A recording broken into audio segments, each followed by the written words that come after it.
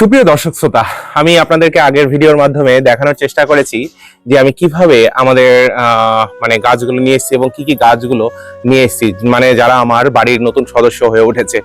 তো এই ভিডিওর মাধ্যমে আপনাদেরকে জানাবো আমি বা দেখানোর চেষ্টা করব যে কিভাবে আমি গাছগুলোকে রোপণ করছি বা কিভাবে আমি গাছগুলোকে তাদের নির্দিষ্ট জায়গায় মানে এক একটা করে ঘর দিচ্ছি, সেটাই।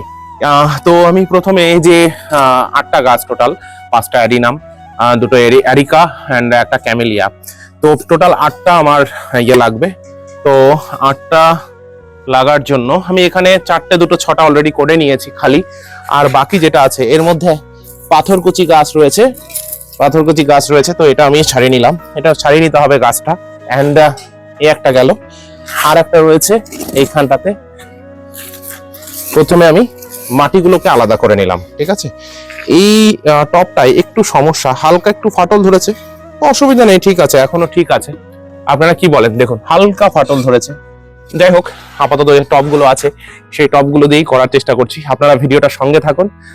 আমি কিভাবে মানে টোটাল মানে মাটিগুলোকে ঠিক করি সেটা দেখাবো। দেন তারপরে রোপণ করার পর আপনাদেরকে আরো একটা ভিডিওর মাধ্যমে কিন্তু দেখাবো। তো আশা করি আমার সঙ্গে থাকবেন। আমি মাটিগুলোকে প্রথমে এই নিড়ানি বা যে যেরকম ভাবে বলেন সেটা দিয়ে, অনেকে হেসো বলে, নাকি বলে, হেসো কি আলাদা হয় কিনা তাও জানি না, বাড়িতে এই ধরনের জিনিসপত্র আছে। তো এটা দিয়ে আমি প্রথমে মাটিগুলোকে কিছুটা করব, পাতলা করব, মানে ঝুরঝুরি করব।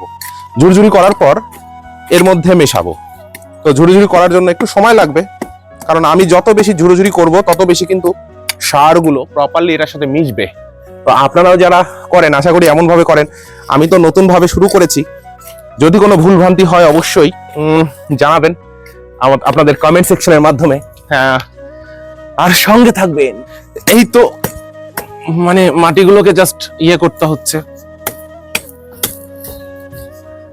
আসলে অনেকে ভাবে যে গাছপালা করা, রোপণ করা খুব সোজা। আমিও প্রথম ভেবেছিলাম, কিন্তু সত্যিকার অর্থে গাছের পরিচর্যা করাটা কিন্তু এতটা সহজ নয় যতটা আমরা বাইরে থেকে ভাবি। যাই হোক, এটা আমার একটা অংশ জীবনের, তাই তো আমাদের মধ্যে তুলে ধরলাম। এখনো শুধুমাত্র করার মত পর্যন্ত রাখবো। বেশ, মাটিগুলো কিভাবে সাইজ করি, অলমোস্ট মোটামুটি হয়ে গিয়েছে। আর একটা কথা, আমি অ্যাডিনাম এনেছি 6টা, মানে অ্যাডিনিয়াম গাছ আমি 6টা এনেছি। আর ক্যামেলিয়া একটা, আর এরিকা 2টো। এরিকা তো ফুল দেবে না, এরিকা সৌন্দর্য বর্ধক। আমার চিন্তা ভাবনা ছিল আরো বেশ কিছু এরিকা গাছ আমি আনবো। দেখি সামনে এগুলোকে আগে একটু মানুষ করে নেই, দেখি এগুলো একটু যখনই বেঁচে যাবে তখন আমি সুযোগ পেলেই গাছ নিয়ে আসবো। আর টপ যা আছে বাড়িতে মোটামুটি ভালোই আছে। আরো সংখ্যক আমি দেখছি আনা যায় কিনা।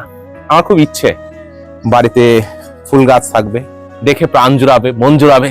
তাতে করে আসলে মানসিক সৌন্দর্য মানে কি বলবো, মানসিক ভাবে সুস্থ থাকা যায়, তাই কি না?